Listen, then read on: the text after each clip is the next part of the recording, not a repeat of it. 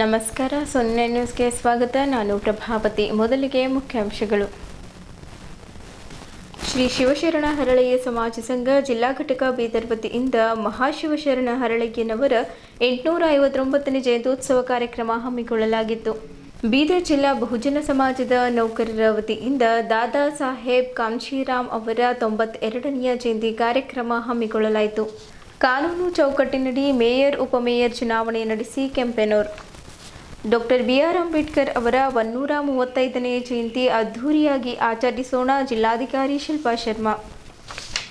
ಮಾಜಿ ಸಚಿವ ರಾಜಶೇಖರ್ ಪಾಟೀಲ್ ಅವರ ಜನ್ಮದಿನ ಸರಳವಾಗಿ ಆಚರಿಸಲಾಯಿತು. ಡಾಕ್ಟರ್ ಚಂದ್ರಕಾಂತ್ ಗುದ್ಗೆ ಅವರಿಗೆ ಶಿವಲಿಂಗಶ್ರೀ ಪ್ರಶಸ್ತಿ. ಸುದ್ದಿಯ ವಿವರಗಳು.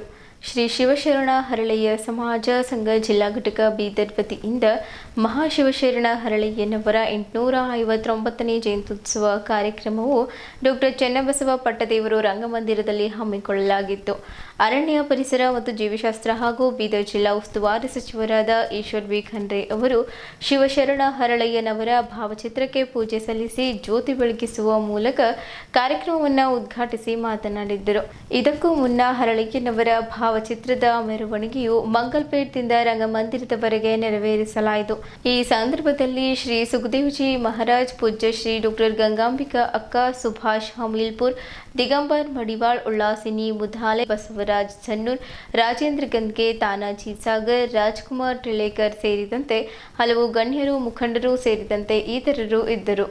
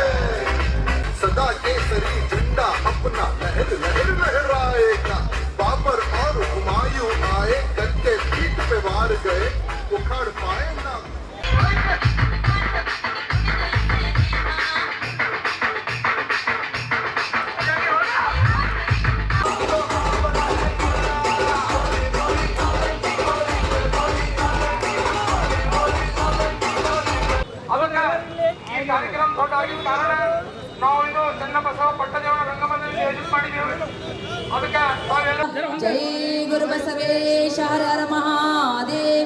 विश्व गुरु बसवेश्वर महात्मा की जय. शिव शरण हरळಯ್ಯ महात्मा की जय. संत शरवणे रविदास रवರಿಗೆ ಶರಣೋ ಶರಣಾರ್ಥಿ. ಕುಮಾರ್ ಕೊಡುಗೆ ಅಧ್ಯಕ್ಷರು ಘಾಟಿಕ್ ಸಮಾಜ್ ಇವರಿಗೂ ಸುಧಾ ಇವ ವೇದಿಕೆ ಮೇಲೆ ಬರಬೇಕೆಂದು ವಿನಂತಿ. ಅನಗಿದೆ ಸರ್, ಅನಗಿದೆ.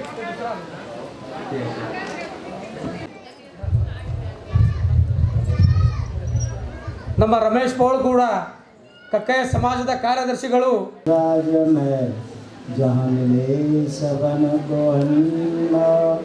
छोटा बड़ा सबा सम जो बोले सो निर्भय शंकर महाराज की जय. जो बोले सो निर्भय. पूरी दुनिया देखता है. राधे लोग इसलिए गाने देते होंगे कि वहाँ ये हुआ या ये हुआ. एक दूसरे को ऐसे बैठकर बात करने का मौका नहीं मिला. महापुरुष ये भी आए हैं, तो ये अच्छी बात है। आदेश किए थे उसी पहला तो रामलीला मैदान किसी संत ने नहीं भरा था।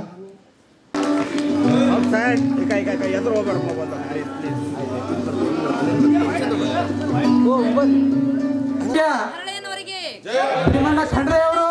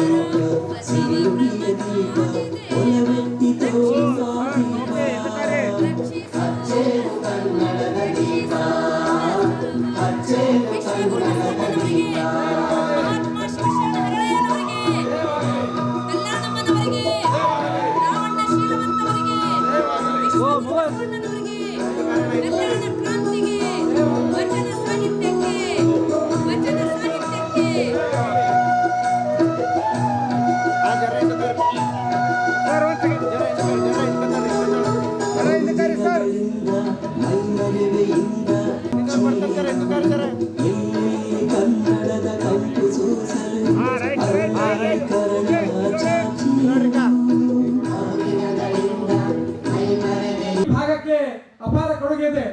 ವಿಶೇಷವಾಗಿ ಶತಾಯುಷಿ ಲಿಂಗೈಕ್ಯ ಭೀಮಣ್ಣ ಖಂಡ್ರೆ ಅವರು ಕೊಟ್ಟ ಅಪಾರ ಕೊಡುಗೆ. ಈ ನಮ್ಮ ಭಾಗ ಬಹುಭಾಷಿ ಕನ್ನಡ ಭಾಗ ಇತ್ತು, ಅದರ ಬಗ್ಗೆ ಬಹಳ ಕೊಡುಗೆ ಕೊಡ್ತಾ ಬಂದಿದ್ದಾರೆ. ವಿಶೇಷವಾಗಿ ನಮ್ಮ ಸಚಿವರು ಅವರು ಬಂದ ಮೇಲೆ ನಮ್ಮ ಜಿಲ್ಲೆಗೆ ಕೊಟ್ಟಂತ ಕೊಡುಗೆಗಳು, ಹೊಸ ಹೊಸ ಶಂಕುಸ್ಥಾಪನೆಗಳು.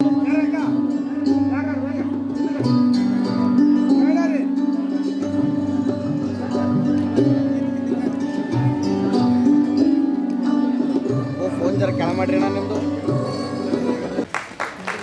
ಸರ್. ಸೈಡ್ ವೈಡ್ ಆಗ್ರಿ ಸರ್, ವೈಡ್ ಆಗ್ರಿ, ನೀವು ವೈಡ್ ಆಗ್ರಿ, ಎಲ್ಲರೂ ಬರ್ತೀರಿ, ವೈಡ್ ಆಗ್ರಿ.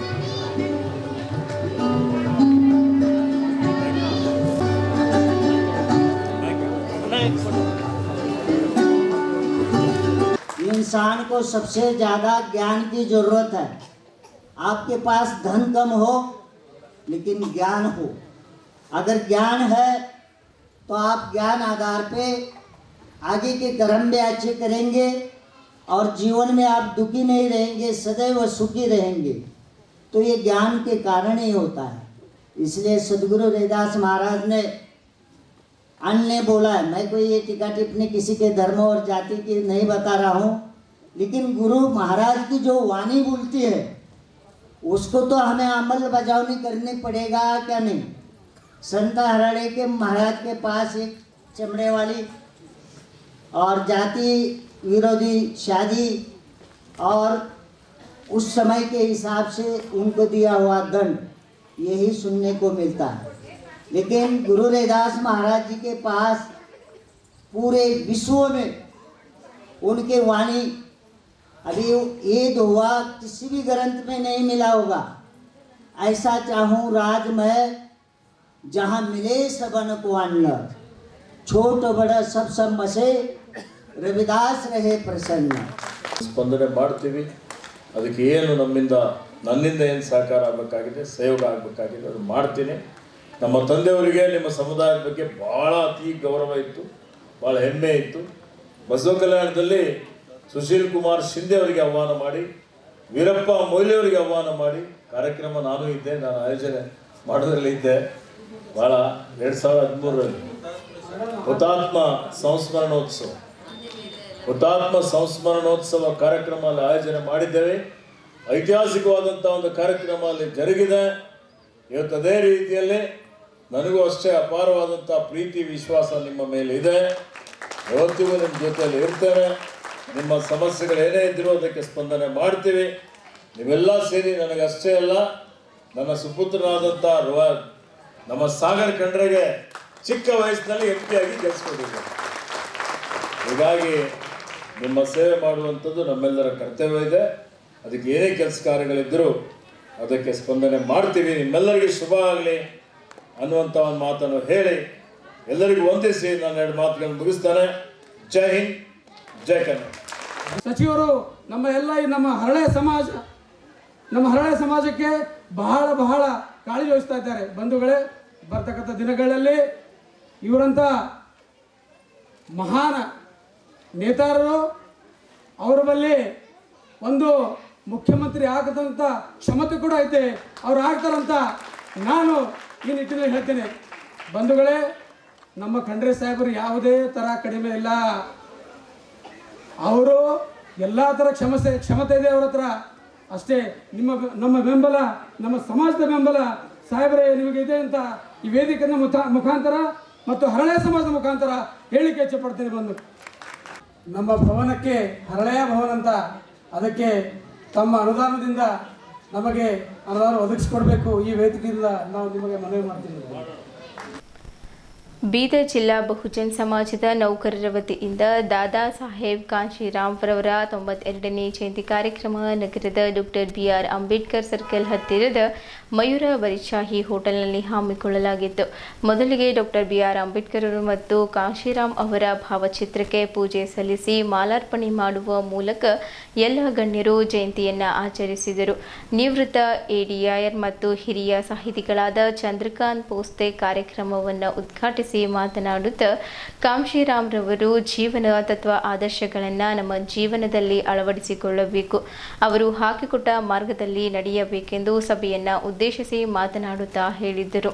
ಈ ಕಾರ್ಯಕ್ರಮದಲ್ಲಿ ಶ್ಯಾಮ್ ಸುಂದರ್ ಖಾನಾಪುರ್ಕರ್, ನಾಗರಾಜ್ ಮೀಸೆ, ಶಿವಮೂರ್ತಿ ಕಿ ಶೀಲವಂತ್, ಗಂಧರ್ವ ಸೇನಾ, ನಾರಾಯಣ್ ಗಣೇಶ್, ಬಲ್ವಂತರಾವ್ ರಾಥೋಡ್, ಶಿವಾಜಿ ಕಾವಳೆ, ಶಿಂಗೆ ಸೂರ್ಯಕಾಂತ್, ಪಾಂಡುರಂಗ್ ಬೆಲ್ದಾರ್, MP ಮೂಲ್ ಭಾರತಿ, ಸುಭಾಷ್ ದೊಡ್ಡಿ ಸೇರಿದಂತೆ ಇತರರು ಇದ್ದರು.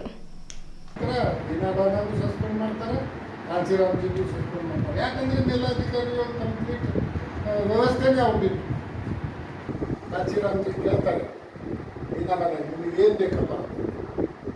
ನನಗೆ ಅಂಬೇಡ್ಕರ್ ಜಯಂತಿನೂ ಬೇಕು ಮತ್ತು ನಾವು ಈಗ ಅಂತೇಳಿ ಕಾಂಶಿರಾಮ್ಜಿ ಎಲ್ಲ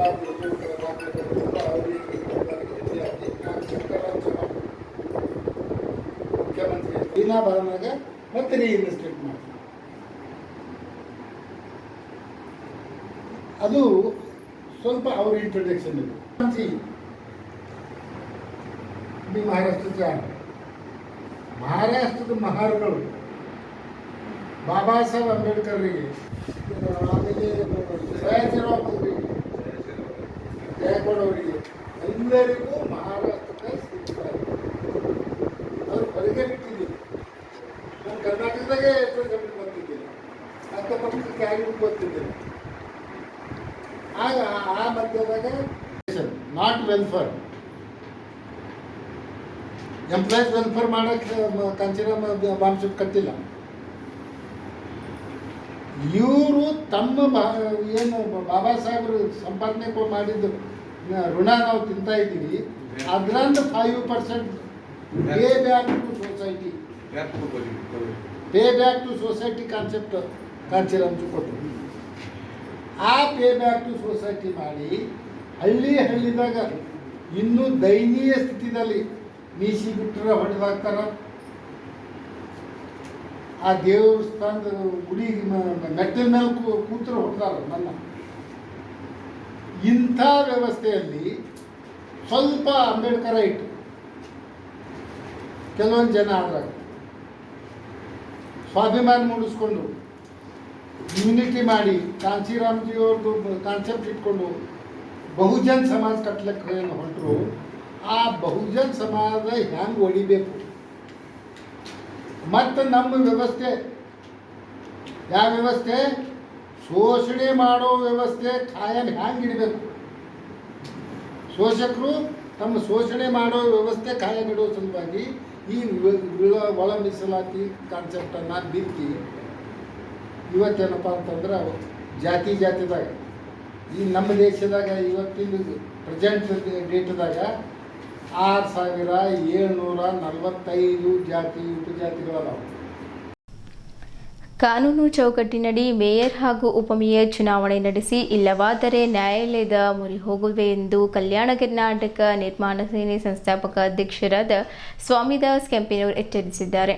ನಗರದ ಜಿಲ್ಲಾ ಪತ್ರಿಕಾ ಭವನದಲ್ಲಿ ಪತ್ರಿಕಾಗೋಷ್ಠಿ ಉದ್ದೇಶಿಸಿ ಮಾತನಾಡಿರುವ ಅವರು, ಮೇಯರ್ ಹಾಗೂ ಉಪಮೇಯರ್ ಅವರನ್ನು ಆಯ್ಕೆ ಮಾಡಲು ಕಾರ್ಪೊರೇಟ್ಗಳೇ ಬೇಕು ಹೊರತು ನಗರಸಭೆ ಸದಸ್ಯರಲ್ಲ. ಈಗಿರುವವರು ನಗರಸಭೆ ಸದಸ್ಯರು. ಇವರು ಮೇಯರ್ ಹಾಗೂ ಉಪಮೇಯರ್ಗಳನ್ನು ಆಯ್ಕೆ ಮಾಡಲು ಸಾಧ್ಯವಿಲ್ಲ. ಇದು ಸ್ಥಳೀಯ ಸಂಸ್ಥೆಗಳ ಕಾಯ್ದೆಯ ಸ್ಪಷ್ಟ ಉಲ್ಲಂಘನೆಯಾಗಿದೆ. ಈ ವಿಚಾರವಾಗಿ ಇಲ್ಲಿಯ ಜಿಲ್ಲಾ ಉಸ್ತುವಾರಿ ಸಚಿವ ಈಶ್ವರ್ ಖಂಡ್ರೆ, ಪೌರಾಡಳಿತ ಸಚಿವ ರಹೀಂ ಖಾನ್, ನಗರಾಭಿವೃದ್ಧಿ ಸಚಿವ ಭೈರತಿ ಸುರೇಶ್ ಈ ಬಗ್ಗೆ ಸಾರ್ವಜನಿಕರಿಗೆ ಸ್ಪಷ್ಟೀಕರಣ ಕೊಡಬೇಕು ಎಂದು ಆಗ್ರಹಿಸಿದ್ದರು. ಜಿಲ್ಲಾ ಪಂಚಾಯತ್, ತಾಲೂಕು ಪಂಚಾಯತ್ ಚುನಾವಣೆಗಳು ನಡೆದು 7-8 ವರ್ಷಗಳೇ ಕಳೆದು ಹೋಗಿವೆ. ಇತ್ತೀಚೆಗೆ ಗ್ರಾಮ ಪಂಚಾಯತ್ ಅಧ್ಯಕ್ಷ, ಉಪಾಧ್ಯಕ್ಷರು ಹಾಗೂ ಸದಸ್ಯರ ಅಧಿಕಾರ ಅವಧಿ ಮುಗಿದು ಅಲ್ಲಿ ನೋಡಲ್ ಅಧಿಕಾರಿಗಳು, ಆಡಳಿತಾಧಿಕಾರಿಗಳು ಕಾರ್ಯನಿರ್ವಹಿಸುತ್ತಿರುವಾಗ ಬೀದರ್ ಮಹಾನಗರ ಪಾಲಿಕೆಗೆ ಈ ರೀತಿ ಅನಧಿಕೃತಿಯ ಮಾನದಂಡ ಬೇಕೇ ಎಂದು ಪ್ರಶ್ನೆ ಮಾಡಿದ್ದರು. ಬೀದರ್ ನಗರಸಭೆ ಮಹಾನಗರ ಪಾಲಿಕೆಯಾಗಿರುವುದು ಸಂತೋಷ. ಆದರೆ ನಿಯಮ ಗಾಳಿಗೆ ತೂರಿ ಈ ತಿಂಗಳು 10ರಂದು ಮೇಯರ್, ಉಪಮೇಯರ್ ಚುನಾವಣೆ ನಡೆಸಲು ಮುಂದಾಗಿರುವುದು ಮೂರ್ಖತನದ ಪರಮಾವಧಿ. ಈ ವಿಚಾರ ಕೈಬಿಟ್ಟು ಉಳಿದ ಅವಧಿಗಾಗಿ ನಗರಸಭೆಯ ಅಧ್ಯಕ್ಷ, ಉಪಾಧ್ಯಕ್ಷರನ್ನೇ ಆಯ್ಕೆ ಮಾಡಿ ಸಮಾಜಕ್ಕೆ ಒಳ್ಳೆಯ ಸಂದೇಶ ರವಾನಿಸುವಂತಾಗಲಿ ಎಂದು ಕೆಂಪೇನೂರ್ ಅಭಿಪ್ರಾಯ ವ್ಯಕ್ತಪಡಿಸಿದ್ದರು. ಕಲ್ಯಾಣ ಕರ್ನಾಟಕ ನಿರ್ಮಾಣ ಸೇನೆಯ ಜಿಲ್ಲಾಧ್ಯಕ್ಷ ಡಾಕ್ಟರ್ ಜೇಮ್ಸ್, ಪದಾಧಿಕಾರಿಗಳಾದ ಸೂರಜ್ ನೆಲ್ವಾಳ್ಕರ್, ವಿಲ್ಸನ್ ಕುಡ್ತೇನೂರ್, ಅಮ್ಮಣ್ಣ ಬೆಲ್ಲೂರ್, ವೆಂಕಟರಾವ್ ಪಾಟೀಲ್, ಕಾಳೆಪ್ಪ ಹಂತಿ, ಸುನೀಲ್ ವಾಟರ್ಕರ್ ಹಾಗೂ ಇತರರು ಪತ್ರಿಕಾಗೋಷ್ಠಿಯಲ್ಲಿದ್ದರು. ಇದು ಕಾನೂನು ಉಲ್ಲಂಘನೆ ಆಗ್ತಾ ಇದೆ. ಮಹಾನಗರ ಪಾಲಿಕೆ ನಿಯಮಾವಳಿಗಳು ಉಲ್ಲಂಘನೆ ಮಾಡಿ ಚುನಾವಣೆ ಮಾಡ್ತಕ್ಕಂಥ ಒಂದು ಸನ್ನಿವೇಶ ಕ್ರಿಯೇಟ್ ಆಗ್ಯದ ಅಂತಕ್ಕಂಥ ನಾವು ನಂಬ್ಕೊಂಡಿದ್ದೆವು. ಇದು ಹಿಂಗೆ ಮುಂದುವರೆದ್ರೆ ಈ ಚುನಾವಣೆಗೆ ನಾವು ಕಾನೂನು ಹೋರಾಟ ಮಾಡ್ತೀವಿ, ಈ ಚುನಾವಣೆಗೆ ನಾವು ಸ್ಟೇ ತರ್ತಕ್ಕಂಥ ಕೆಲಸ ಮಾಡ್ತೀವಿ. ಇದು ಈ ಒಂದು ಬಹಿರಂಗವಾಗಿ ಇವರು ಸ್ಪಷ್ಟನೆ ಕೊಡಲಿಲ್ಲ. ಇನ್ಚಾರ್ಜ್ ಮಿನಿಸ್ಟರು ಅಥವಾ ಅಧಿಕಾರಿಗಳು ಸ್ಪಷ್ಟನೆ ಕೊಡಬೇಕು ಇದ್ರ ಬಗ್ಗೆದಾಗ. ಒಂದು ಮುನ್ಸಿಪಾಲಿಟಿ ಡಿಸಾಲ್ವ್ ಆಯ್ತದು, ಅದು ಮೇಲ್ದರ್ಜೆಗೇರಿದ ಮೇಲೆ ಎಲ್ಲ ಸರ್ವ ಸದಸ್ಯರು ತಮ್ಮ ಅಧಿಕಾರವನ್ನು ಕಳ್ಕೊಳ್ತಾರೆ. ಸೊ ಈ ಒಂದು ಮೇಲ್ದರ್ಜೆಗೇರಿಸ ಮೇಲೆ ಅದು ಸರ್ಕ್ಯುಲರ್ ಏನಾಯಿತು, ಇವತ್ತು ಎಷ್ಟೋ ನೇಮಕಾತಿಗಳು 314 ಏನೋ ಪೋಸ್ಟ್ಗಳು ಮಾಡಿದಾರ. ಅವು ನೇಮಕಾತಿಗಳನ್ನ ಆಗಬೇಕಾಗ್ಯದ ಮಹಾನಗರ ಪಾಲಿಕೆಲಿಂದ. ಎಲ್ಲ ಆಡಳಿತ ಅಧಿಕಾರಿಗಳು ಜಿಲ್ಲಾ ಪಂಚಾಯತ್ದಾಗ ನಾವು ನೋಡಬೇಕಾದ್ರೆ, ಉದಾಹರಣೆಗೆ ನೋಡಬೇಕಾದ್ರೆ ಜಿಲ್ಲಾ ಪಂಚಾಯತ್ ಮುಖ್ಯ ಕಾರ್ಯನಿರ್ವಾಹಕ ಅಧಿಕಾರಿಗಳು ಅಧಿಕಾರ ಚಲಾವಣೆ ಮಾಡ್ತಾ ಇದ್ದಾರೆ. ಇವತ್ತು ಇವರು ಕೂಡ ಅದೇ ಮಾಡಬೇಕಾಗಿತ್ತಲ್ಲ. ಮಹಾನಗರ ಪಾಲಿಕೆ ಮಾಡಿದ್ಮೇಲೆ ಬಾಡಿ ಡಿಸಾಲ್ವ್ ಮಾಡಬೇಕಾಗಿತ್ತಲ್ಲ. ಇವತ್ತು ಅದೇ ಬಾಡಿಗೆ ಮತ್ತೆ ರೀಕಂಟಿನ್ಯೂಟ್ ಮಾಡೋದು ಕಾರಣ ಏನದ? ಇವತ್ತೇನಾಗ್ಯದ, ಈ ಜಿಲ್ಲೆನಲ್ಲಿ ಯಾವುದಕ್ಕೂ ಕೂಡ ಸ್ಪಷ್ಟೀಕರಣ ಇಲ್ಲ, ಹುದ್ದೆಗಳಿಗೆ ಸ್ಪಷ್ಟೀಕರಣ ಇಲ್ಲ. ಒಟ್ಟಾಗಿ ಮಹಾನಗರ ಪಾಲಿಕೆನಲ್ಲಿ ಏನು ನಡೀತಾ ಇದೆ ಅಂತ ಗೊತ್ತಿಲ್ಲ. ಈ ಮೇಯರ್, ಉಪಮೇಯರ್ ಅಧಿಕೃತವಾಗಿ ಮೇಯರ್, ಉಪಮೇಯರ್ ಮಾಡಿ ಸಾಮಾನ್ಯ ಬಾಡಿ ಮಾಡಲಿಕ್ಕೆ ನಿಮ್ಗೆ ಯಾರು ಅಧಿಕಾರ ಕೊಟ್ಟಿರು? ಯಾವೊಂದು ಅಧಿಕಾರ ಚಲಾವಣೆ ಮಾಡ್ಕೊಂಡು ತಾವು ಸಾಮಾನ್ಯ ಸಭೆ ಮಾಡಿದಿರಿ? ಸಾರ್ವಜನಿಕ ಸ್ಪಷ್ಟನೆ ಕೊಡಬೇಕಲ್ಲ, ಯಾವುದಕ್ಕೂ ಸ್ಪಷ್ಟನೆ ಇಲ್ಲ. ಇದು ನಾವು ಮಾಧ್ಯಮ ಮಿತ್ರರ ಮುಂದೆ ನಾವು ಕೇಳ್ತಾ ಇದ್ದೀವಿ, ಮಾಧ್ಯಮದ ಮುಂದೆ ನಾವು ಹೇಳ್ತಾ ಇದ್ದೀವಿ. ಈ ಮಹಾನಗರ ಪಾಲಿಕೆ ಚುನಾವಣೆ ಏನು 10ನೇ ತಾರೀಕು ಅದ, ಏಪ್ರಿಲ್ 10ನೇ ತಾರೀಕನ್ನು ನಾಮ ನಿರ್ದೇಶನ ಮಾಡ್ತಾ ಇದ್ದಾರಾ, ನಾಮಪತ್ರವನ್ನು ಸಲ್ಲಿಸ್ತಾ ಇದ್ದಾರಾ. ಇದ್ರಸೇ ಮುಂಚಿತವಾಗಿ ಸಾರ್ವಜನಿಕನಲ್ಲಿ ಒಂದು ಸ್ಪಷ್ಟೀಕರಣ ಕೊಡಬೇಕು. ಅದು ಇನ್ಚಾರ್ಜ್ ಮಿನಿಸ್ಟರ್ ಕೊಡ್ತಿರೋ ಗೊತ್ತಿಲ್ಲ, ಪೌರಾಡಳಿತ ಸಚಿವರು ಕೊಡ್ತಿರೋ ಗೊತ್ತಿಲ್ಲ, DC ಅವ್ರು ಕೊಡ್ತಿರೋ ಗೊತ್ತಿಲ್ಲ, ಅಥವಾ ಮಹಾನಗರದ ಒಂದು ಅಡ್ಮಿನಿಸ್ಟ್ರೇಟಿವ್ ಆಫೀಸರ್ ಕೊಡ್ತಿರೋ ಗೊತ್ತಿಲ್ಲ. ಇದ್ರ ಬಗ್ಗೆ ಸ್ಪಷ್ಟೀಕರಣ ಕೊಡಲಿಲ್ಲ ಅಂತಂದ್ರೆ ನಾವು ಕಾನೂನು ಹೋರಾಟ ಮಾಡೋಕೆ ನಾವು ಕಲ್ಯಾಣ ಕರ್ನಾಟಕ ನಿರ್ಮಾಣ ಸೇನೆ ವತಿಯಿಂದ ನಾವು ಸಿದ್ಧರಾಗಿದ್ದೇವೆ ಅಂತಕ್ಕಂಥ ಮಾತನ್ನು ಈ ಒಂದು ಪತ್ರಿಕಾಗೋಷ್ಠಿಯಲ್ಲಿ ನಾವು ತಿಳಿಸ್ತಾ ಇದ್ದೀವಿ.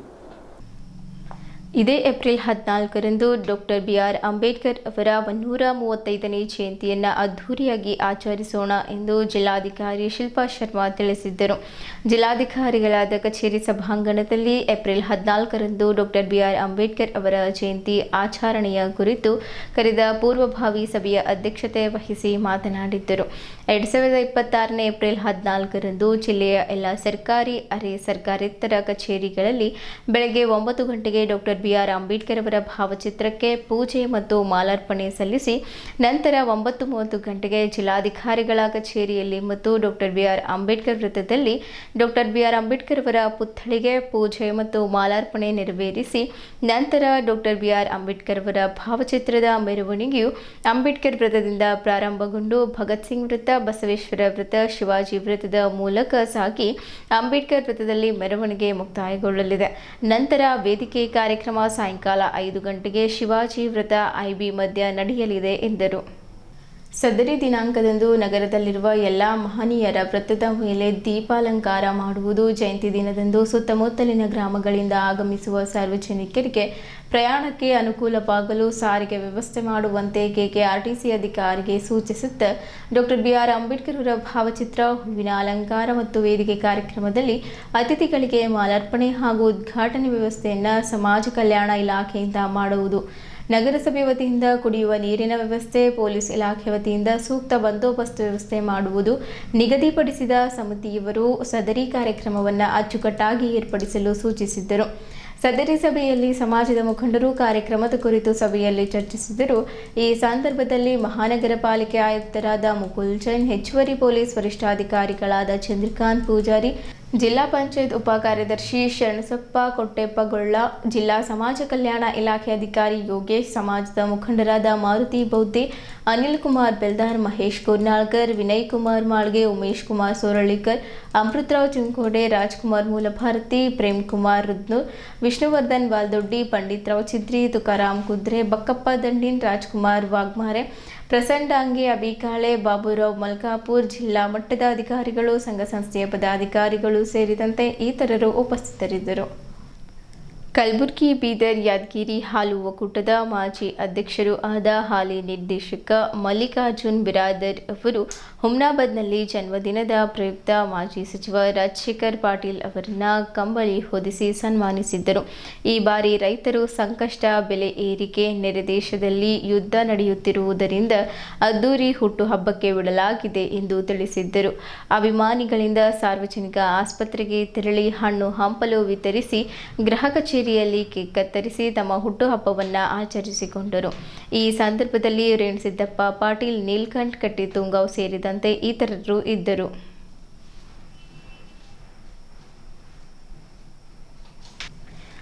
ಬೀದರ್ ನಗರದ ಗುದ್ಗೆ ಆಸ್ಪತ್ರೆಯ ಅಧ್ಯಕ್ಷರು ಹಾಗೂ ಹೃದಯ ತಜ್ಞರಾದ ಡಾಕ್ಟರ್ ಚಂದ್ರಕಾಂತ್ ಗುದ್ಗೆ ಅವರಿಗೆ ಶಿವಲಿಂಗಶ್ರೀ ಪ್ರಶಸ್ತಿ ಲಭಿಸಿರುವ ಹಿನ್ನೆಲೆಯಲ್ಲಿ ಆಸ್ಪತ್ರೆಯ ಸಿಬ್ಬಂದಿಗಳು ಹಾಗೂ ಅಭಿಮಾನಿಗಳು ಹರ್ಷ ವ್ಯಕ್ತಪಡಿಸಿದ್ದಾರೆ.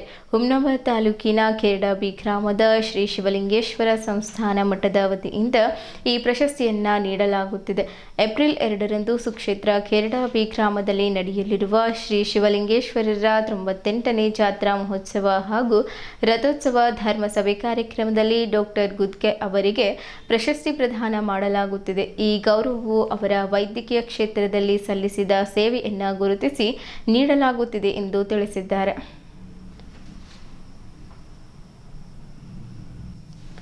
ಇಲ್ಲಿಯವರೆಗೂ ಸುದ್ದಿ ಕೊಟ್ಟಿದ್ದು ನಾನು ಪ್ರಭಾವತಿ. ಮುಂದಿನ ಸುದ್ದಿಯೊಂದಿಗೆ ಮತ್ತೆ ಭೇಟಿಯಾಗೋಣ. ವಂದನೆಗಳು.